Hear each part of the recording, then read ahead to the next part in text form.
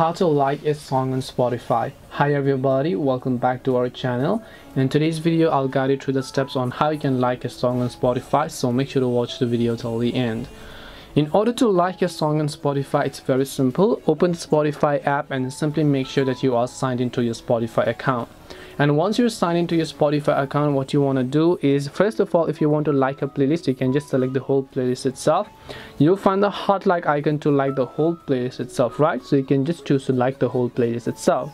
But if you want to only actually like a specific song, you can just go ahead and then play that specific song over here.